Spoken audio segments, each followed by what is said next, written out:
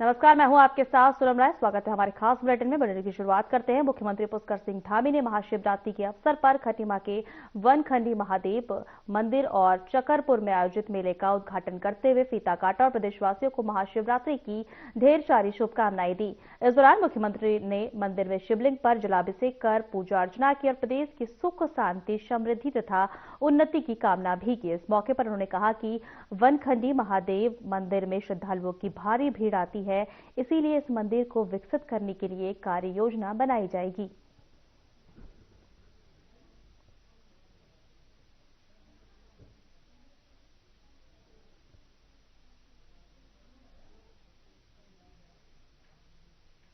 उत्तराखंड की देवभूमि में स्थित भीमताल का प्राचीन भीमेश्वर महादेव मंदिर महाशिवरात्रि के अवसर पर श्रद्धा और आस्था का केंद्र बना। शिवरात्रि के पावन पर्व पर मंदिर को दुल्हन की तरह भव्य रूप से सजाया गया और सुबह से ही श्रद्धालुओं की भारी भीड़ पूजा अर्चना व जलाभिषेक के लिए उमड़ रही है। मान्यता है कि द्वापर युग में पांडवों ने यहाँ तपस्या कर शिवलिंग की स्थापना की थी और भीम ने अपनी गदा से प्रहार कर जल निकाला, जिससे भीमताल झील की उत्पत्ति हुई। बाद में चंद्रवंशी राजा द्वारा मंदिर का निर्माण कराया गया। तभी से यहाँ भगवान शिव की पूजा की जाती आ रही है।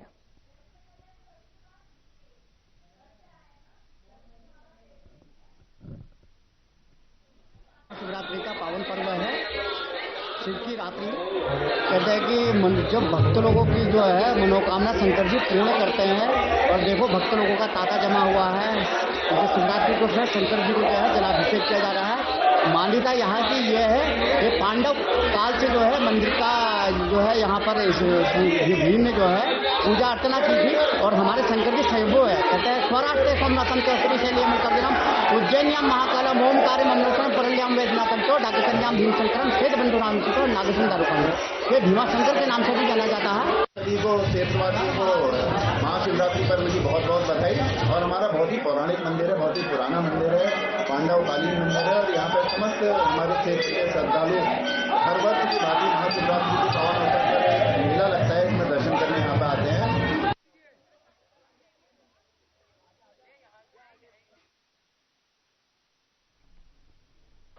महाशिवरात्रि के उपलक्ष्य में रामबाग स्थित प्राचीन शिव मंदिर में सुबह से ही शिव भक्तों की भारी भीड़ उमड़ी। श्रद्धालु सुबह से ही मंदिर परिसर में भगवान शिव का अभिषेक करने पहुंचे। इस दौरान दूर दराज से क्षेत्रों सहित हरिद्वार से कांवड़ लेकर आए भक्तों को भी जलाभिषेक के लिए लंबी कतारें देखने को मिली।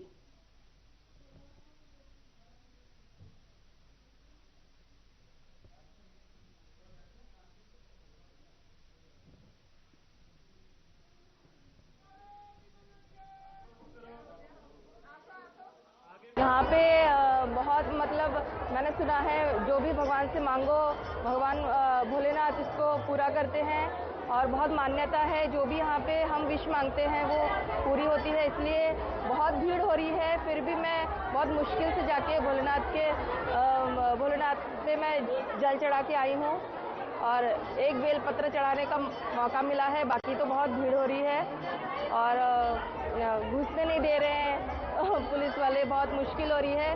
बट लोगों की श्रद्धा है कि इतनी भीड़ में भी वो इतनी धक्का मुक्की करके भी वो जा रहे हैं। ये भगवान की आस्था है, एक विश्वास है लोगों का। इसीलिए व्रत रख के लोग धूल में पैदल आके यहाँ पे कांवड़ियों के संग आके, बहुत भीड़ है, फिर भी वो अपनी श्रद्धा से भोलेनाथ की पूजा कर रहे हैं। मैं सबसे पहले महाशिवरात्रि के पावन पर्व की सभी को शुभकामनाएं देता हूं, बधाई देता हूं। क्षेत्रवासी हमारे स्वस्थ रहें, मस्त रहें, जबरदस्त रहें। भगवान भोले की कृपा सभी भोलों पर बने रहे ऐसी मैं प्रार्थना करता हूं। जितने हमारे कांवड़िया भाई कांवड़ लेकर के आए हैं, मैं सभी के उज्जवल भविष्य की कामना करता हूं। सभी लोग स्वस्थ रहें, मस्त रहें, उनकी यात्रा मंगलमय हो और भोले बाबा की कृपा सभी पर बनी रहे। सर्वप्रथम तो मैं आपके चैनलों के माध्यम से महाशिवरात्रि की सभी शिव भक्तों को, भोले भक्तों को बहुत बहुत बधाई देता हूं।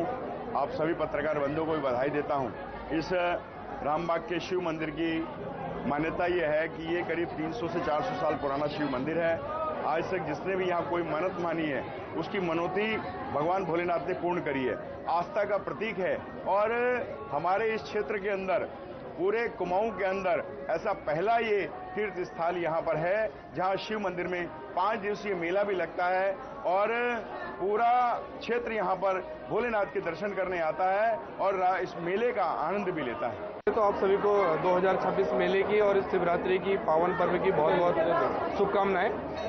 यह मेला ये जरूर है कि पहले आदि काल में आदि समय में बुक्सा जनजाति के हमारे जो पुरोहित हैं, इनके जो पूर्वज हैं, उनके पूर्वजों ने इसको देखा था, उनको मिला था और तब से लेके अब तक इसमें जो है पूजा अर्चना की जा रही है। मेला भव्य दिव्य तरीके से हम लोग लगाते ही हैं और इस वर्ष नई एडॉप्ट नहीं है। अब ये है कि हमारा ये जो क्षेत्र है यहाँ हर वर्ग हर समुदाय के लोग रहते हैं और सब मिलजुल कर इस मेले का अब आयोजन हम सब लोग मिलकर करते हैं। राजधानी देहरादून में सभी मंदिरों में महाशिवरात्रि का उत्सव बहुत धूमधाम से मनाया गया। श्रद्धालुओं ने बड़ी संख्या में शिवालयों में जलाभिषेक कर अपने परिवार की सुख शांति की कामना की। देहरादून के प्रसिद्ध टपकेश्वर महादेव मंदिर में भारी संख्या में श्रद्धालुओं ने पहुंचकर जलाभिषेक किया। टपकेश्वर महादेव मंदिर में हर साल की तरह इस साल भी मेला लगा, जो आगामी 4 मार्च तक चलेगा। आपको बता दें कि पौराणिक कथाओं के अनुसार यह वही द्रोण गुफा है जहां गुरु द्रोणाचार्य ने तपस्या की थी और अश्वत्थामा के लिए दूध की धारा बही थी, जो अब पानी की बूंदों के रूप में शिवलिंग पर टपकती है। महाशिवरात्रि के दिन भक्तगण विधि विधान से पूजा अर्चना करते हैं, जिससे शिवलिंग पर जल, दूध और बेलपत्र चढ़ाए जाते हैं। रात में भजन कीर्तन और रुद्राभिषेक का आयोजन होता है। इस मौके पर प्रशासन ने सुरक्षा के कड़े इंतजाम किए।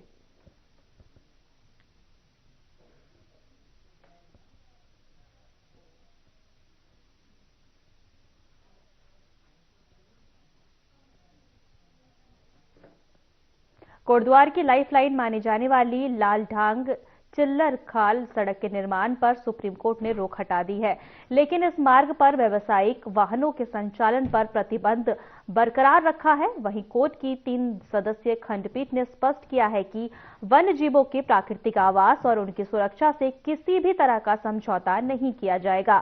फैसले के बाद पूर्व सैनिक संघर्ष समिति ने गढ़वाल सांसद से सड़क को सभी प्रकार के वाहनों के लिए खोलने की मांग उठाई है।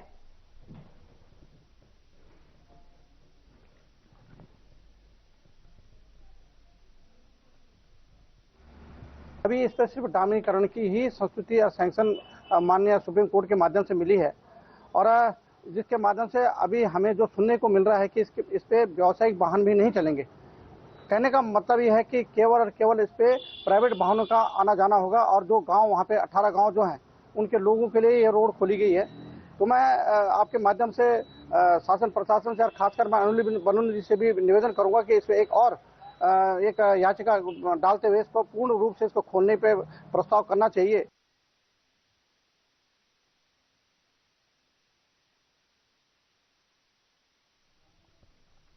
देहरादून में बढ़ते अपराध, ट्रैफिक व्यवस्था और महिला सुरक्षा को लेकर उठ रही चिंताओं के बीच नवनियुक्त वरिष्ठ पुलिस अधीक्षक परमिंदर सिंह ढोबाल ने पदभार ग्रहण कर सख्त और संवेदनशील पुलिसिंग का संकेत दिया है। हरिद्वार के स्थानांतरित होकर पहुंचे एसएसपी ढोबाल ने कहा कि देहरादून उनके लिए नया नहीं है और वे यहां की चुनौतियों से भली भांति परिचित हैं। उन्होंने कानून व्यवस्था, महिला सुरक्षा और ट्रैफिक प्रबंधन को प्राथमिकता बताते हुए पुलिस की कार्य क्षमता बढ़ाने और फोर्स का मनोबल ऊंचा रखने की बात कही।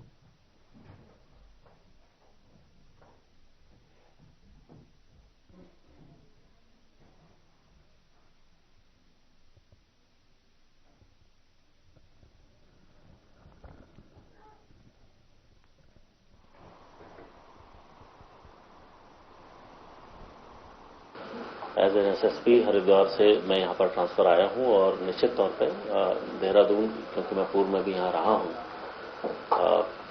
देहरादून में कानून व्यवस्था के साथ साथ महिला सुरक्षा और ट्रैफिक हमेशा से पिछले काफी टाइम से एक महत्वपूर्ण चुनौती रहा है और पुलिस ने इस पर लगातार काम भी किया है पूर्व में और मैं निश्चित तौर पर मैं कोशिश करूंगा कि इसमें और ज्यादा गहनता लाई जाए। पुलिस की जो कार्य क्षमता है उसको थोड़ा और बढ़ाया जाए।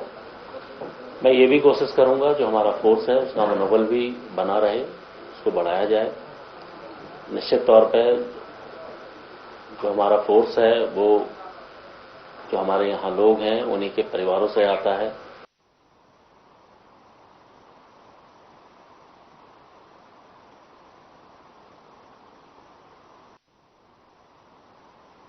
प्रयाग के नए जिलाधिकारी के रूप में 2018 बैच के आईएएस अधिकारी विशाल मिश्रा ने कार्यभार संभाल लिया है।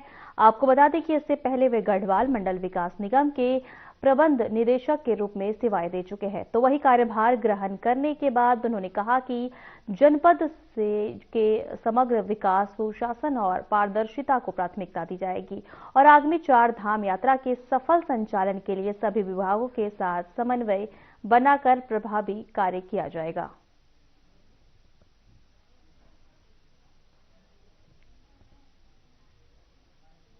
शासन से प्राप्त निर्देशों के क्रम में आज दिनांक 13 फरवरी को मेरे द्वारा रुद्रप्रयाग जिले मजिस्ट्रेट के रूप में कार्यभार ग्रहण किया गया है और as a DM of Rudraprayag मेरी मेन प्रायोरिटी रहेंगी 4 धाम यात्रा को सफल तरीके से संचालन कराना और इस तरीके से संचालन करना कि जो भी आम जनमानस, जो तीर्थयात्री यहाँ पर आ रहे हैं, उनको असुविधा का सामना न करना पड़े। इसके साथ ही साथ हमारा प्रयास रहेगा कि शिक्षा, स्वास्थ्य के क्षेत्र में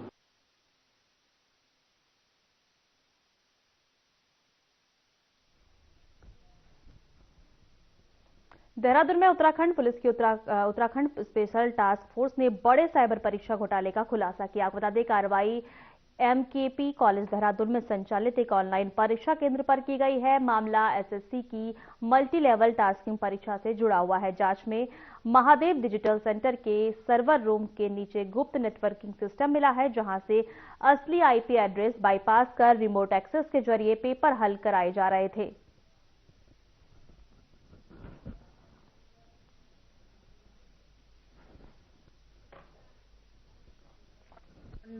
पुलिस एसटीएफ ने जो है कल एक बड़ा मामला जो है जो परीक्षा में फेक तरीके से जो ऑनलाइन सेंटर चल रहा था, महादेव डिजिटल सेंटर जो है, ये एमकेपी कॉलेज देहरादून में ये सेंटर था, जहां पर स्टाफ सिलेक्शन कमीशन की जो है मल्टी लेवल टास्किंग जो है ग्रुप सी जो है क्लास 4 की परीक्षाएं हो रही थी। तो इसमें किस तरीके से जो ऑनलाइन परीक्षाओं को जो है उसको फेक जो है आईपी एड्रेस को बाईपास करते हुए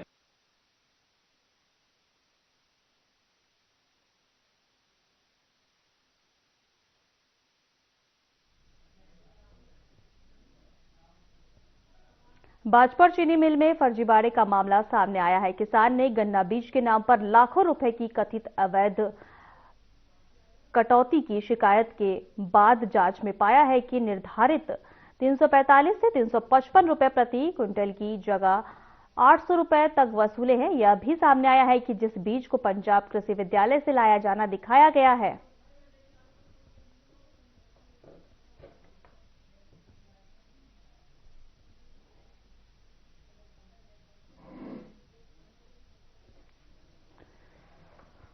में गन्ने की डिमांड सोसाइटी में की गई, क्योंकि इसका नाम काफ़ी चल रहा था।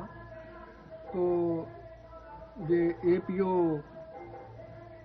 जो रामपाल को बना दिया गया, जबकि ये सबसे जूनियर सुपरवाइजर था। तो इसने मुझे कहा कि सरदार जी मुकवा देते गन्ना, कोई दिक्कत थोड़ी है, कब चाहिए? मैंने कहा जब भी आप ला दोगे। इन्होंने मुझे वो गन्ना दूसरे तीसरे दिन ही मुझे कहीं लोकल से लेकर ले दिया। मैं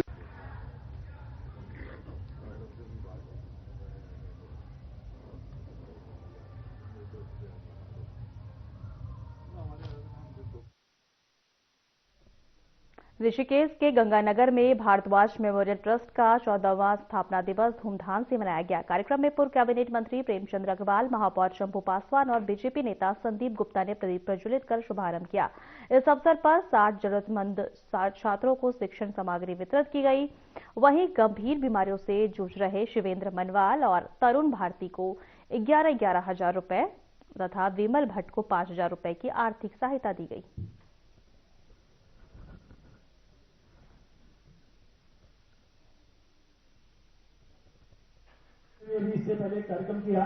ट्रस्ट का उद्देश्य हमारे पिताजी स्वर्गीय श्री चंद्रभान जी जो प्रेरणा स्रोत हैं, सर्वप्रथम वो आर्मी में रहे। उसके बाद उनकी सेवाओं को देखते हुए हमारा भाव उत्पन्न हुआ था और पिताजी जब हम छोटे थे तो बताते रहते थे कि सेवा भाव, जो जन की सेवा है उसी में ही सब कुछ रखा हुआ है, कि हम चाहते हैं कि अगर भगवान कहाँ है तो भगवान दीन दुखियों निर्धनों की सेवा में छिपा हुआ है। निश्चित रूप से ये 14वां उनका वार्षिक उत्सव है। भारद्वाज मेमोरियल ट्रस्ट ये लगातार अपने इस ट्रस्ट के माध्यम से हर वर्ष कोई अच्छे काम करते हैं, जैसे गरीब बच्चों को उनके पढ़ाई लिखाई के लिए, जो गरीब लोग हैं बीमारी का इलाज नहीं करते हैं।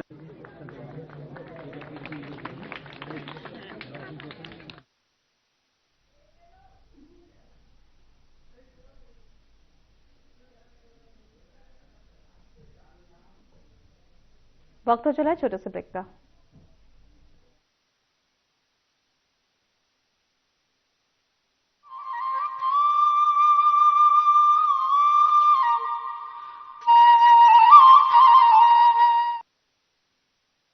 समान नागरिक संहिता हमारी बेटियां, माता बहनों की गरिमापूर्ण जीवन का आधार बने।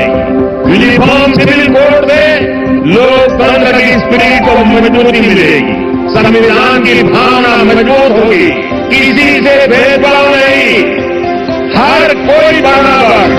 प्रधानमंत्री श्री नरेंद्र मोदी जी की दूरदर्शी प्रेरणा और मुख्यमंत्री श्री पुष्कर सिंह धामी जी के सशक्त नेतृत्व में उत्तराखंड ने इतिहास रचते हुए देश का पहला राज्य बनने का गौरव प्राप्त किया, जहां समान नागरिक संहिता यानी यूनिफॉर्म सिविल कोड को प्रभावी रूप से लागू किया गया है।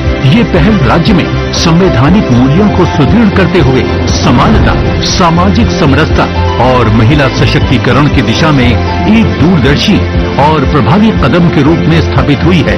इस ऐतिहासिक कानून के सफल क्रियान्वयन का 1 वर्ष पूर्ण होने पर उत्तराखंड सुशासन, समान अधिकार और जन विश्वास की उस यात्रा का उत्सव मना रहा है जो एक संकल्प से शुरू होकर अब एक व्यवस्था में परिवर्तित हो गई है। इस पहल की नींव मुख्यमंत्री श्री पुष्कर सिंह धामी जी द्वारा 12 फरवरी 2022 के राज्य विधानसभा चुनावों में जनता से किए गए उस ऐतिहासिक संकल्प से प्रारंभ हुई, जिसे पूरा करने की दिशा में 24 मार्च 2022 को नवगठित सरकार की प्रथम कैबिनेट बैठक में विशेषज्ञ समिति के गठन का निर्णय लिया गया। समिति ने प्रदेश भर में व्यापक संवाद करते हुए नागरिकों से लाखों सुझाव प्राप्त किए और 2 फरवरी 2024 को अपनी विस्तृत रिपोर्ट सरकार को प्रस्तुत की। इसके आधार पर 12 मार्च 2024 को यूसीसी उत्तराखंड अधिनियम 2024 को विधिक स्वीकृति प्रदान की गई और 27 जनवरी 2025 को नियमावली के प्रभावी होने के साथ ये कानून प्रशासनिक और डिजिटल दोनों स्तरों पर पूर्णतः लागू हुआ। इस अधिनियम के अंतर्गत विवाह, वसीयत, तलाक, लिव इन रिलेशनशिप तथा विधिक उत्तराधिकारी घोषणाओं से संबंधित प्रावधानों में सभी नागरिकों के लिए समान और न्याय संगत व्यवस्था सुनिश्चित की गई है। साथ ही महिलाओं के अधिकारों और वरिष्ठ नागरिकों के हितों के संरक्षण पर विशेष ध्यान दिया गया है, जिससे इसकी सार्वभौमिक स्वीकार्यता, प्रशासनिक दक्षता और जन विश्वास को नई मजबूती मिली है। कानून के सफल क्रियान्वयन हेतु 10 दिनों से भी कम समय में 8,500 से अधिक अधिकारियों तथा 7,500 से अधिक कॉमन सर्विस सेंटर संचालकों को प्रशिक्षित किया गया है। इसके साथ ही सहायता एवं तकनीकी परामर्श के लिए राज्यव्यापी मॉक ड्रिल का सफल आयोजन किया गया। इसके परिणाम स्वरूप 1 वर्ष में राज्य पोर्टल पर लगभग 5 लाख आवेदन प्राप्त हुए, जिनमें से 96% का औसतन 5 दिनों से भी कम समय में निस्तारण हुआ। पंजीकरण की गति में उल्लेखनीय वृद्धि हुई है, जहां प्रतिदिन औसतन 1400 से अधिक पंजीकरण दर्ज किए जा रहे हैं।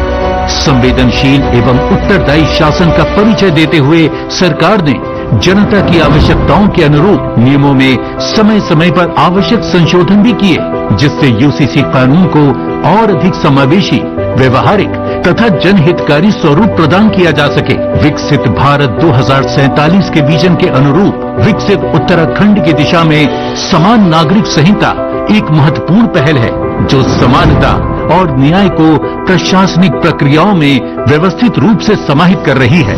समान नागरिक संहिता, समानता द्वारा समरसता। लोग सेहत बनाने के लिए क्या क्या नहीं करते, जिम जाते हैं, कसरत करते हैं, काजू बादाम प्रोटीन के डिब्बे तक घोल घोल कर पीते हैं, फिर भी उनकी सेहत नहीं बनती, क्योंकि उनका पाचन तंत्र खराब है। और जब तक के पाचन तंत्र दुरुस्त नहीं होगा, वो जितना मर्जी अच्छे से अच्छा खा ले, उनकी सेहत नहीं बन सकती। इसलिए हमारी संस्था सन्यासी आयुर्वेदा ने एक ऐसी दवा का निर्माण किया है जो कि आपके लिवर को, आपके पाचन तंत्र को दुरुस्त करने का काम करती है, ताकि आप जो भी खाएं उसका पूरे का पूरा निचोड़ आपके शरीर को लगे, आपकी भूख बढ़े, खाया पिया सही से लगे, नया खून बने, हड्डियों में जान आए, वजन बढ़े और आप मोटे तगड़े खूबसूरत पर्सनैलिटी के मालिक बन जाए। सिर्फ 655 रुपए की पूरे 1 महीने की दवा होती है और आप इसे घर बैठे 01145454545 पर फोन करके दवा मंगवा सकते हैं।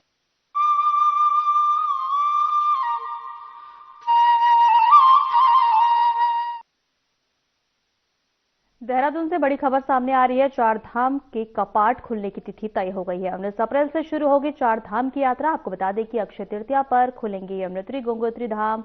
22 अप्रैल को खुलेंगे केदारनाथ के कपाट। सुबह 8:30 बजे कपाट खुलेंगे केदारनाथ के। वहीं आपको बता दें कि 23 अप्रैल को बद्रीनाथ के कपाट खुलेंगे, जो कि सुबह 6:15 बजे खुलेंगे बद्रीनाथ के कपाट। एक बार आपको फिर से बता दें, सुबह 6:15 बजे बद्रीनाथ के कपाट खुलेंगे। देहरादून 4 धाम के कपाट खुलने की तिथि जो है तय हो गई है। 19 अप्रैल से शुरू होगी 4 धाम यात्रा। दौरे को लेकर सुरक्षा के कड़े इंतजाम किए जा रहे हैं। सुबह 6:15 बजे खुलेंगे बद्रीनाथ के कपाट, तो वहीं सुबह 8:30 बजे केदारनाथ के कपाट खुलेंगे। देहरादून 4 धाम के कपाट खुलने की जो है तारीख तय हो गई है। वहीं दूसरी खबर की ओर बढ़ते हैं। उत्तराखंड की ग्रीष्मकालीन राजधानी गैरसैंण स्थित भराड़ीसैंण विधानसभा भवन अब लोक कला और संस्कृति का भी केंद्र बन रहा है। ऋतु खंडूड़ी भूषण की पहल पर विधानसभा परिसर में राज्य की पारंपरिक लोक कला पर आधारित पेंटिंग्स और पारंपरिक मुखौटे स्थापित किए गए हैं। यह पहल स्थानीय कलाकारों को प्रोत्साहन देगा। कल्चर है, जो हमारे यहाँ देवी देवता हैं, जो हमारे यहाँ मेले होते हैं, उनकी अगर हम तस्वीरें बनवा पाएं, पेंटिंग्स बनवा पाएं और अपनी फोटो गैलरी पे अपनी गैलरीज में लगा पाएं, तो जहां एक तरफ बच्चों को प्रोत्साहन मिलेगा, वहीं दूसरी ओर हम अपना कल्चर भी वहां पर दिखा पाएंगे। इसी के तहत मैंने उत्तराखंड की राजधानी देहरादून में बीजेपी कोर कमेटी की बैठक संपन्न हुई है, जहां इस मौके पर बैठक के केंद्रीय स्वास्थ्य जेपी नड्डा, मुख्यमंत्री पुष्कर सिंह धामी, सांसद सहित कई मंत्री मौजूद रहे। तो वहीं इस बैठक की जानकारी देते हुए आपको बता दें, बीजेपी प्रदेश अध्यक्ष महेंद्र भट्ट ने बताया कि बैठक में 2027 चुनाव की रणनीति पर चर्चा हुई है।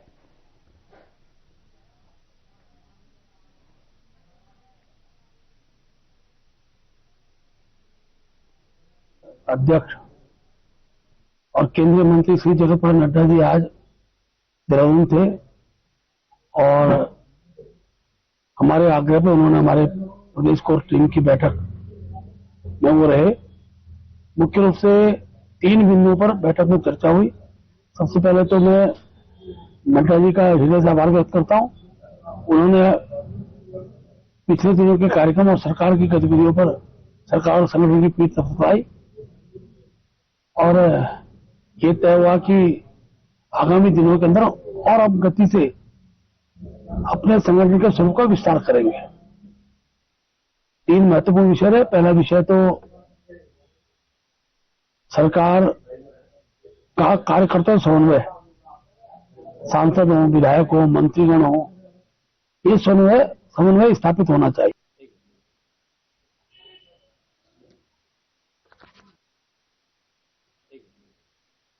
देहरादून में प्रदेश की बिगड़ती कानून व्यवस्था को लेकर भारतीय राष्ट्रीय कांग्रेस ने पुलिस मुख्यालय कूच किया है। प्रदर्शन का नेतृत्व प्रदेश के अध्यक्ष गणेश गोदियाल ने किया है, जिसमें प्रीतम सिंह सहित बड़ी संख्या में कार्यकर्ता शामिल रहे। आपको बता दें कि पुलिस ने बैरिकेडिंग लगाकर प्रदर्शनकारियों को मुख्यालय से पहले ही रोक दिया है। इस दौरान कार्यकर्ताओं और पुलिस के बीच धक्का मुक्की हुई है। वहीं जमकर नारेबाजी भी की गई है। वहीं गोदियाल ने आरोप लगाया है कि प्रदेश में कानून व्यवस्था ध्वस्त है और अपराधियों के हौसले बुलंद है उन्होंने जल्द डीजीपी को ज्ञापन सौंपने की और 16 फरवरी को राजभवन कूच का ऐलान किया है।